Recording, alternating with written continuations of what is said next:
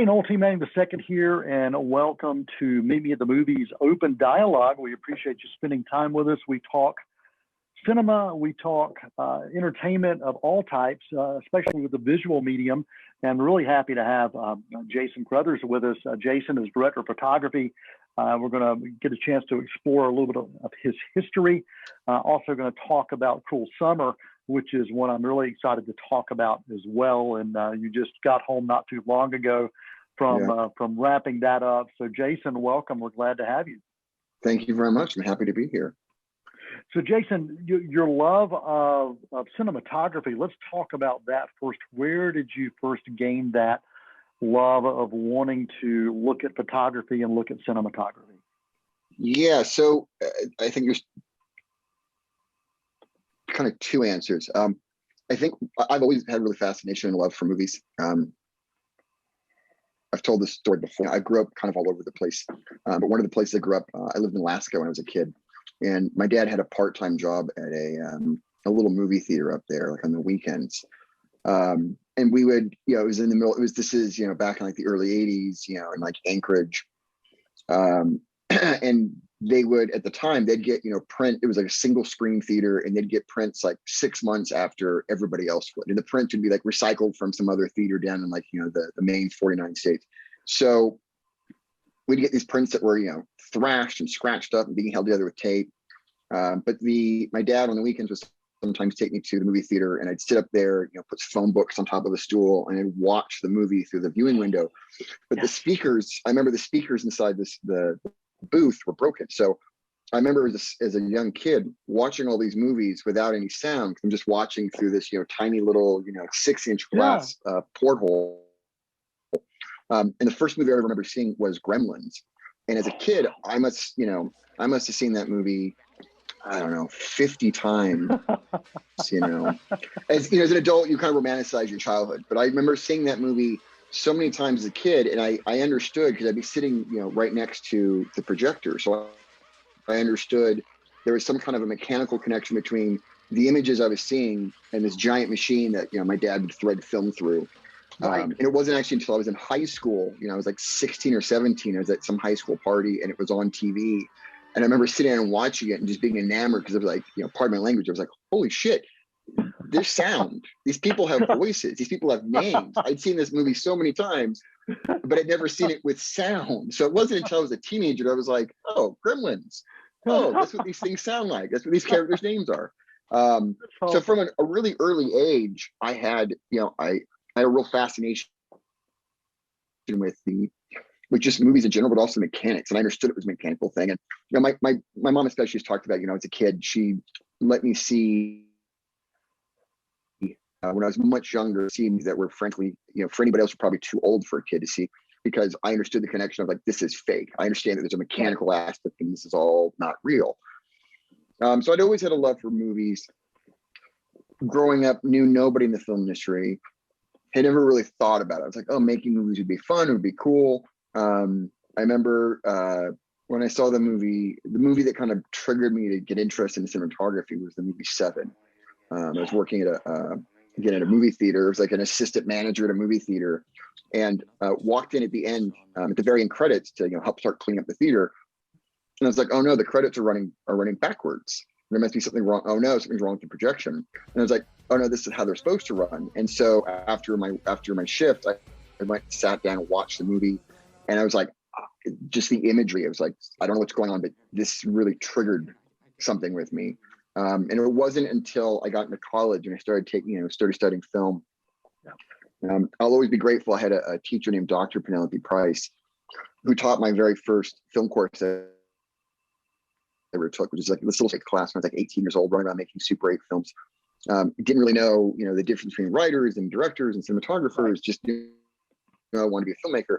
Showing her all my films, and basically at the end of the semester, in her very kind way, I was like, so what do you think of my film? She goes, I think they look great.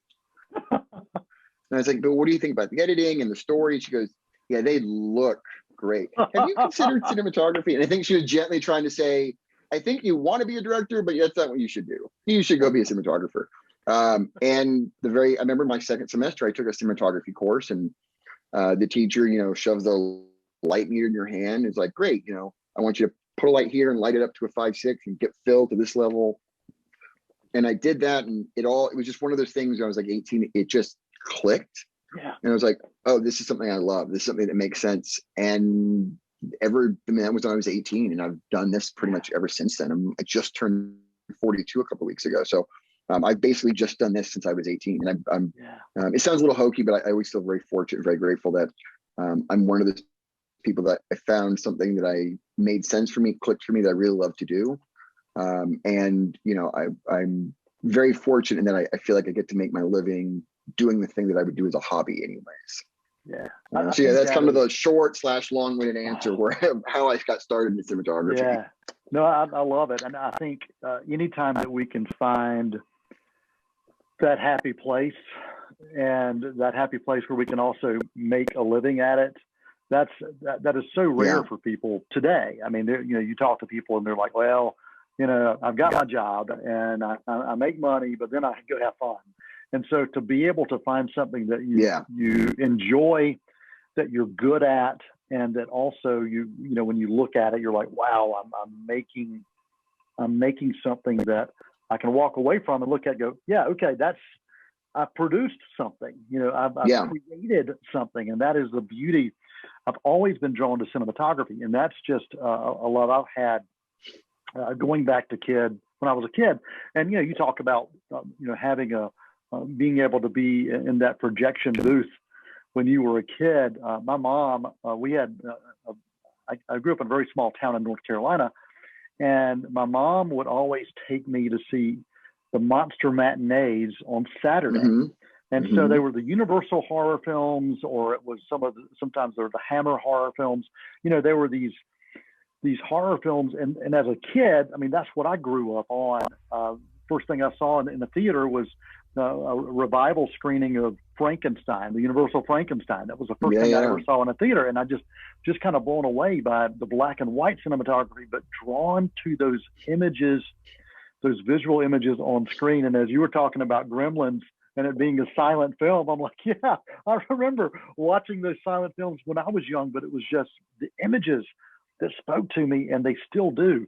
I continue to be astounded by just what it is the camera can do, even without dialogue. And if you've got a captivating story or some characters that you can bring to life through that, or even just the environment that you're shooting, it's incredible if people will give it a chance. And so I always truly salute the cinematographers for capturing those images. And, you know, you've been able to do a lot of different things, from feature films to television.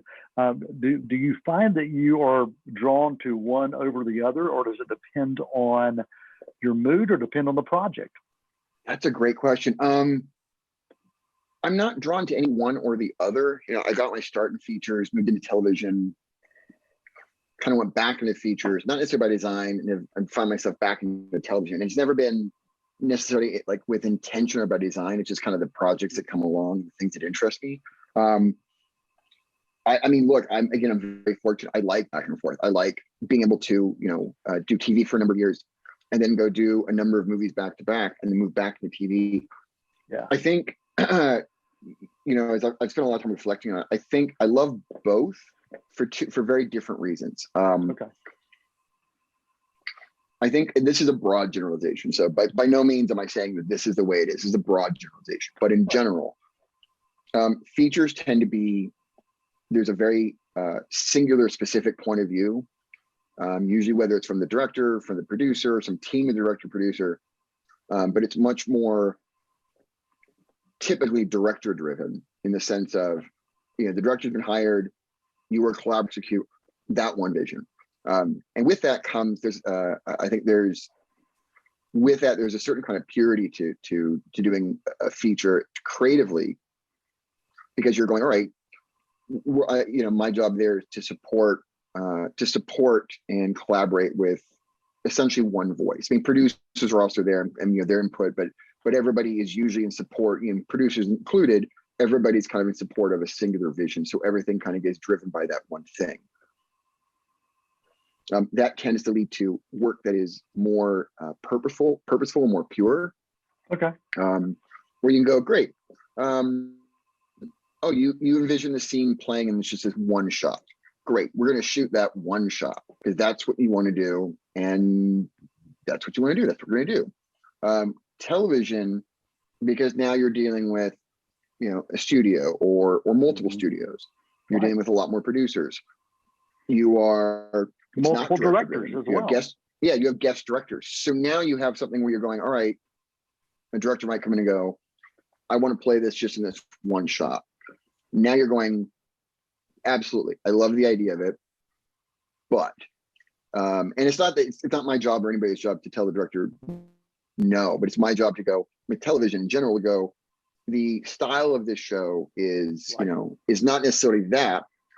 Also, I know that if you do that with the way the style of the show, visually, editorially, tonally,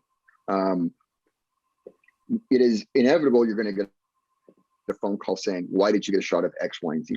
So in television, you end up going, all right, it's less driven by singular vision. It's now being driven by a number of different points of view. But in that comes a lot more collaboration where suddenly you go, okay, instead of just, we're honoring one particular point of view, it's like, well, that's a great idea. But I also know that this is going to be something that is important to the show, important to the showrunner, important to the producers, important to the studio. So then you end up becomes a more of a collaborative form in terms of going, so let's do the one shot the way you want to, because you are the director and I'm here to help support and honor that. But I would also recommend, let's also get a shot of, let's get this additional shot. So that way, maybe your version is what everyone goes with and everybody goes, we love it, we're going to do that. But if not, there is something that, that can honor what the tone of the show is or what the showrunner wants. It's like, you're now kind of serving multiple masters when you get into television. And again, these are broad generalizations, but those are just two very different skill sets. And I enjoy both of them. And I'd say also with that, the analogy I've made to TV versus features is a little bit like theater. The benefit to working in TV is you have the same basic cast. There's guest performance, but for the most part, it's the same cast. You have certain sets you're always going to go back to, whether on stage or practical locations. There are certain sets, there are certain things that are, by the very nature of TV, tend to be repetitive, which is not a bad thing because it's like theater. Like you can go in theater, you do a performance one night and something goes wrong, or you try something and it didn't quite work. Okay, well that's unfortunate, but you can learn from that, and then the next night, the next performance, you can take the thing you learned from the night previous to make the next performance better. Television's the same way. Like we can go into a set and go, oh, we're in this person's bedroom, we're going to light it this way, and you shoot it and go, oh, that's pretty good. You know what we should have done? And with TV, you can go, oh, great, we'll be back in this set on Wednesday. So what we should have done, we can take that lesson. So we come back here in a couple of days for a different scene, we can do it better. Whereas with the feature, you leave that set going, you know what we should have done? But the scene is shot, you may never go back there, so you don't get a chance to do it. So there's a real benefit to television of being able to learn as you go and then apply the things you learn as you go along. In general, I find, especially like something like Cruel Summer, I think all the work I'm very proud of, but I think the work we did at the beginning of the show, just by its very nature, has to get better as you go along, because you are learning every time you do something, you learn, but you're able to reapply that, to the next day, the next episode, and go like, hey, I know that, this worked great in this set, or I know that this, lighting this actor, actress, they look better if we light them this way. And just, it's a benefit to TV as you have an opportunity to keep reapplying the things you learn and just continue to evolve the work. Yeah, I think it's about the relationships you're able to build over that longer period of time. Oh, absolutely. Through TV as well. Something else you were talking about is you've been doing this since you were 18, and so the experience now that you bring with you to each project, no matter what it is, that's there, and you've you've done a lot of trial and error probably along the way, and some A things lot that of you trial found and error. work. But I was talking to Fidon Pape-Mikkel about the trial of the Chicago 7. Yeah. And he worked with Aaron Sorkin, and this was only Sorkin's second film that he was directing. And he shared something very similar. He said Sorkin had this kind of singular mindset of, here's what I want to shoot, here's how I want to do it. And he's very much dialogue thinking. And Pape-Mikkel said, okay, we'll do that, but what if we do this? And he was also continuing to think about Alan Bumgardner, who was the editor, and thinking, okay, he's going to need this. He's going to need at least this. Absolutely. So do you still find you do that same kind of thing, thinking about the editor? I think when I was in college, I was taking editing courses, almost as many editing courses as I was taking cinematography courses, because I learned very quickly. I was like, it doesn't matter what you shoot if the things don't cut together well, or if you shoot them and go, oh, well, yeah, there's some really pretty images in here, but it doesn't you're missing the following shot. So I took a lot of editing in college, and it's something to this day that no matter who I'm working with, some directors are much more editing or technical savvy. Some directors are much more like performance story driven. Right. And so that skill set changes depending on how I employ, which skill sets I focus on and employ changes depending on the director and the relationship we have. Yeah. But there are definitely some directors where, my input in that regard might be much more minimized, where I might go, hey, do you think maybe we want to get a shot of, do we want to get a shot of this? I feel like that might be a story point. And there are some directors who, will come to me and go, all right, this is the way I think we should block it. And I know I love this. This is an image I really love. What else do you think we should do? And they kind of leave a lot of that to me for me to go, okay, I think if we change the blocking here, and I think we can turn this into a Steadicam shot that brings us into this, and we should get a shot of this, and there's definitely a point where you're going to want to cut away to that. Some of that's story driven, some of that's just, there are practical considerations too sometimes, where you're looking going, this is great, but I think you might want a shot of this, not necessarily because of the story point, but for a pacing thing of, if we don't have this shot over here, then you are locked into, this is your only option. And that, whether it's a performance thing or in television, running time per episode is a very specific thing. So there's also, in television, there's another interesting thing where you're going, look, this scene is 3 pages. There's some really lovely dialogue here, but also some of this is not necessarily, it's wonderful dialogue, it's wonderful character stuff. It's not necessarily driving the story forward. So there's a practical consideration. You're going, if this episode starts to run long and they need to shorten it, this is a scene where they're probably going to pull stuff from. Yeah. Which means we also want to have additional shots so that they have the option to shorten this scene if they need to. That's a practical consideration. It's something that, I've learned over the years working in TV, that there's, especially in episodic, you're thinking about not just the edit for the story, but also edit for the pacing and also edit for just runtime. You're like, we need other shots because this scene, I guarantee this scene down because I know that scene's going to run long, but so this one has to run shorter. Yes. Yeah. It's just a different, it's definitely something. I don't think you can be a successful cinematographer without understanding editing and considering editing. I mean, I think the two go hand in hand. Yeah. Because I also think there's something to that. The impact of a single shot really gains its strength. I think the impact of a shot really gains its impactfulness and strength from the shot that comes before it and after that. So when you're shooting, it's never about like, here's a really, this is a lovely image. This is a powerful image.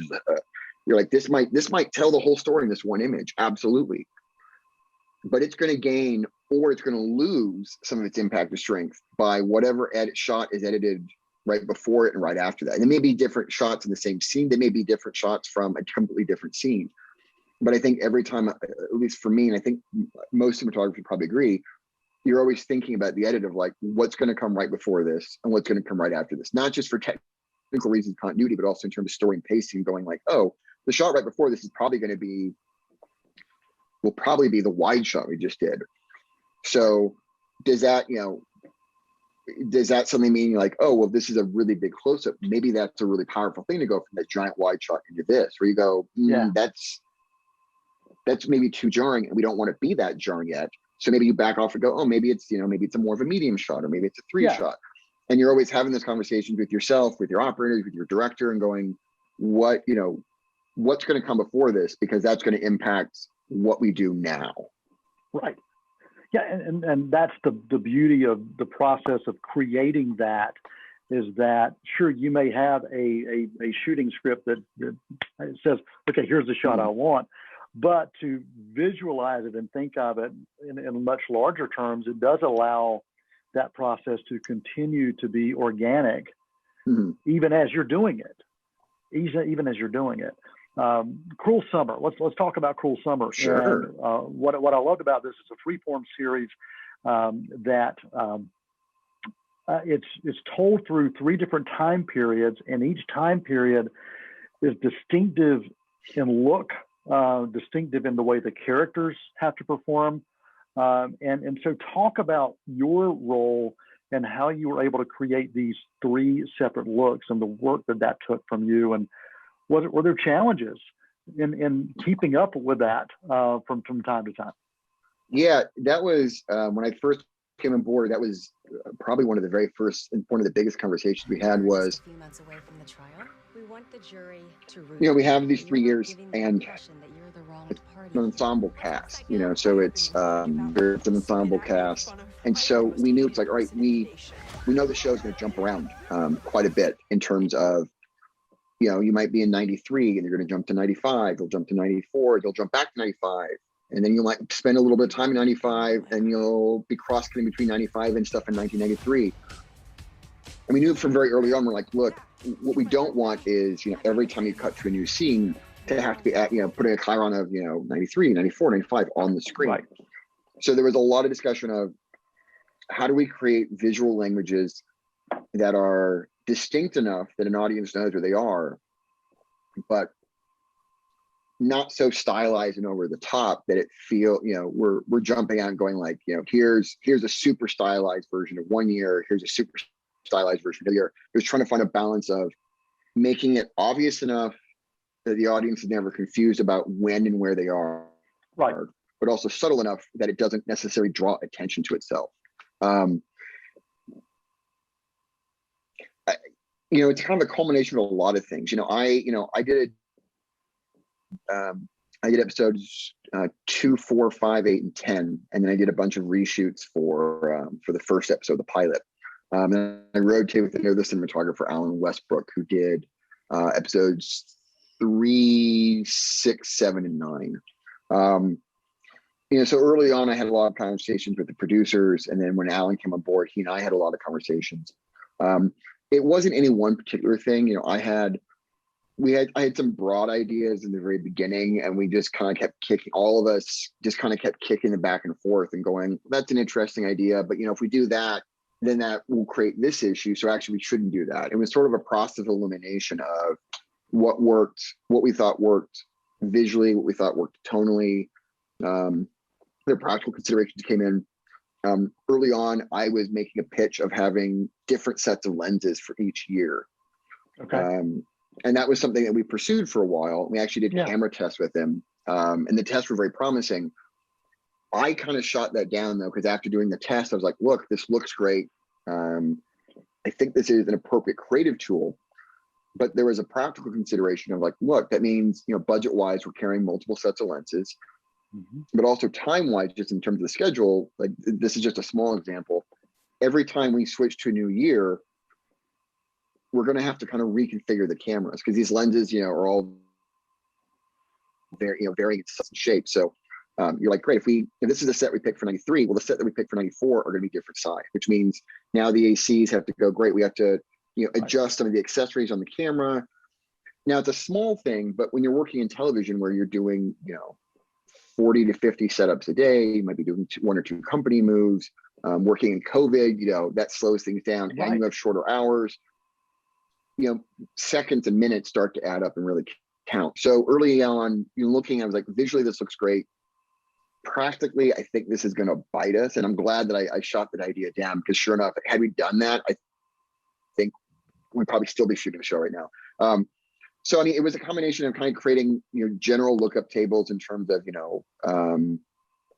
different years have different colors associated with them, have different levels of saturation, have different, I played a lot with, the black levels in terms of, 1993 has a much more like soft contrast. The blacks are very much lifted. 1995 is much more contrasty. There was also a big approach in camera movement and like just the language of the camera. One year would be more handheld and a lot of Steadicam and a much more kind of a fluid style. Another year would be, hey, there's no Steadicam here, it's all dollies. Another year would be, virtually no camera movement. But if we had camera movement, it would be very specific and almost robotic. We kept using the term of like, this should feel mechanical this year, whereas this year should feel like you should very much feel like there's a human operating it. So it kind of became this like this kind of melting pot of like, all right, this is what we'll do with the general aesthetic. This is what we'll do with the camera language. This is what we'll do with the lighting.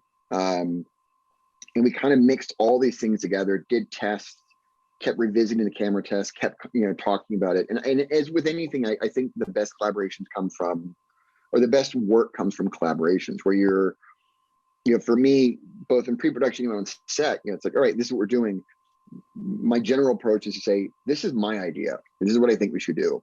But then I open it up to the director, to my camera operators, my key grip, my gaffer, the dolly grips, the AC. Like I kind of open it up to everybody and go, this is what my idea is. This is what I think. Everybody kind of pitch it. What do you think? I spent a lot of time on set, I think, asking like, this is my idea. What are your thoughts? And what I'm really looking for is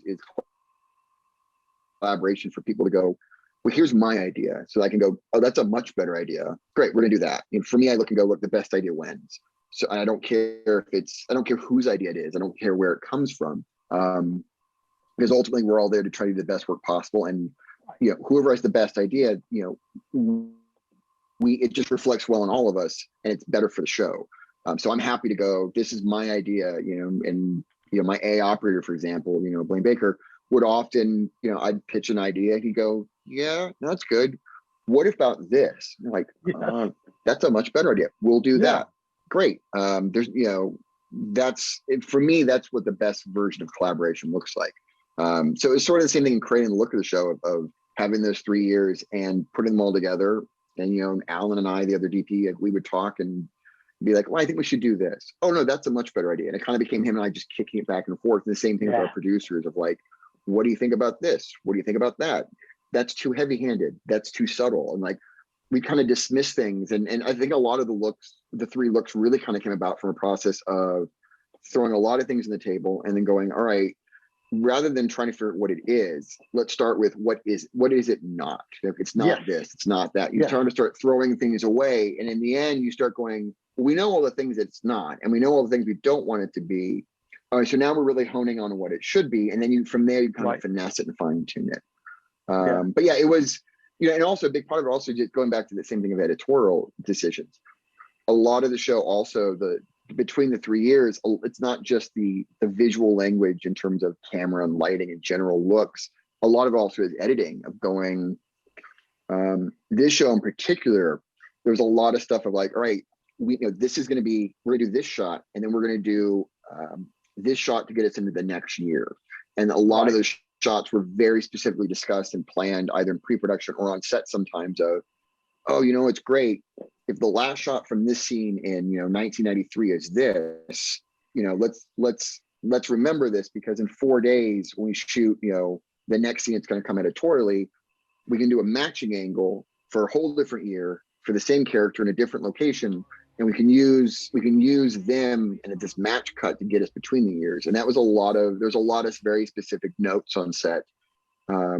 This is a show that there's a lot of reference notes to what we shot 3 days ago, what we shot 4 episodes ago, something we shot in the second episode, like, oh, let's remember that, because that's actually something that might come back and play in later episodes. So there was a lot in this show in particular, a lot of discussions with the visual language about editorially that became a part of the visual language too.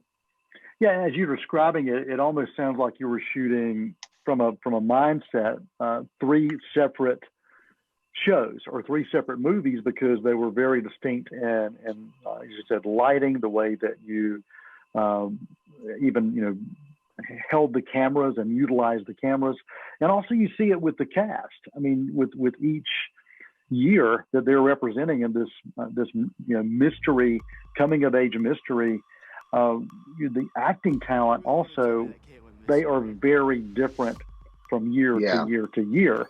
And so it goes back to that collaboration process.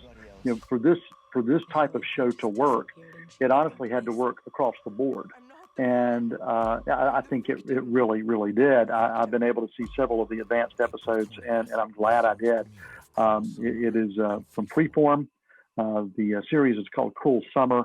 And I just want to give you a chance to share any final thoughts or final comments you've got about this series, or about projects that you may be working on in the future where we could see your work. And by the way, my wife loves your work on the Chicago show. She is a huge Chicago fan. So hello from my wife, Beth. Hello, Beth. Yeah, I mean, I want to touch on something you just said about the cast too. I think I think it's inevitable over the course of a career. Like sometimes we do projects. I mean, look, I think the sign of being a professional is you bring your best efforts and your best work possible to every project you do. The reality is that not every project is great. Some of them, unfortunately, aren't even necessarily good. Sometimes you go into something thinking it's going to be really good, and in the end, you watch it and go, "Oh, for a multitude of reasons, it just didn't work." There are, unfortunately, sometimes you're a part of something, and while you're making it, you're like, I don't think this is going to work. I don't think this is going to be very good. And that's inevitable, I think, in any kind of creative endeavor. Something like Cruel Summer, one of the many things I was really grateful for is, from the get-go, when you watch the pilot and you start reading the scripts, you're like, oh, this is something unique and something that could be very special. And then when I started doing pre-production, every single person I met, I was like, oh, everybody's really invested. And everybody's very collaborative, and everybody is really lovely to work with. And so it was a very unique and very rare, and it sounds maybe a little cheesy, but it's true, a very special project to be a part of, because it becomes a real sense of community where everybody's going, oh, I think everybody recognizes this is a great story. These are great scripts, great performances. Amazing producers that are really supportive and very collaborative, and really want everybody to succeed, cast and crew. And so every day, I think there's a real sense of community from everybody of going, we're making something that we could be very special. As long as we don't drop the ball and screw it up, we could be making something that's really special you'll all be proud of. And so it became a real community, a really collaborative community of everybody, the cast and crew included, cast going, to the crew, like, what can we do to help? What can we do to make this better? And the crew going, what can we do to make it better for you? Wow. And it felt like every single department was kind of looking out for every other department, because you're kind of going, well, great, we all want to do great work and want everyone else to succeed as well. So there was a lot of, it's always a very, every project, feature, television, whatever, is collaborative, but this one felt particularly unique and special. And the cast, we got so lucky with the cast. I mean, so lucky with not just absolutely lovely human beings, but also just amazing performances across the board. Because like you're looking at, a lot of these characters, are, have to in the same day go, oh, we're portraying somebody in 3 different years, and they're essentially three different people. And that's a real challenge, and they did it so beautifully. And again, that was really inspiring. It's really wonderful to look at the camera or look at the monitor and go, wow, 20 minutes ago, that person was, that person is somebody completely different. And now here we are 20 minutes later, and they've completely transformed, physically and performance wise and tonally, and they're a different person altogether. I'd say, a lot of the work we do also is inspired by really powerful performances too. Yeah, and when you think about it, I mean, that's a difficult thing to try to be three different people or three different parts of that same character for any talent, no matter how long they've been doing it. But some of these, some of this acting talent, they're young. You know, they're young. Sure, they've been in it for a little while, growing up in it, but still, it's a difficult thing to do and to execute it in a believable, authentic fashion. And it very much felt that way. And the way you're describing that collaborative process with everyone, it really sounds like this community was a family. During, was it 5 or 6 months that you were working on this project? About 5.5 months. You know, also in the middle of COVID. So we're also, like I said earlier, and there's a lot of, we were also doing, while we're all wearing masks and we're wearing face shields and we're working shorter hours than we normally do in television. So it's we have all the normal pressures of making television. A lot of work to do, very tight schedules. But we're doing it with even less time than normal. Plus, the inevitable slowdowns to have a safe working environment, getting tested all the time. There's another factor too, which is something that hopefully no one will ever see on camera, but had a big factor. We shot, the show is called Cruel Summer. It takes place over the course of 3 summers. We shot in Texas from October to March. That's the fall and the winter. So for the crew, it's easy. I can put on a coat and a hat and a scarf and shoot in 30-degree weather. On camera, we've got actors, the rest of the crew's all wearing, winter gear, but the actors are wearing, they're wearing shorts and tank tops because they're supposed to be in, June in, the summer where it's like 90 degrees. So it's a real testament to our actors that they're doing these amazing performances, oftentimes when they are literally freezing, and like right outside camera, there's, a heater and like 4 people waiting with coats to like run in and put a coat on. It's also a real testament when you watch the show. I think we're pretty successful in hiding the fact that it's actually winter we're shooting. But it's something else too for the actors. It helps that not only are they doing amazing performances, but they're also real, just as human beings, like had a great sense of humor, were real troopers to work in some adverse conditions that way. Awesome. Jayson, thanks for spending time with us. I've really enjoyed this dialogue. It's good to have you, good to see you, and it's great to see your work. And the show is Cruel Summer. Check it out. It's a Freeform series, and it's worth your time. And it's one of those, for me, that I feel if you've got a teenage kid or a young adult that's college age, it's one of those that I think families can watch. My wife and daughter particularly are drawn to mysteries. They watch a lot of these murder mystery kind of things. And so when I told them about it, they said, okay, we want to see it.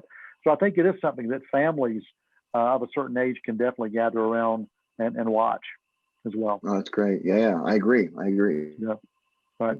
Jayson, thanks for joining us. And for all of those that spend time with us, no matter how you choose to do it, we know you about other things you can do. So thank you very much. And until next time, for Open Dialogue, I'm Noel T. Manning II.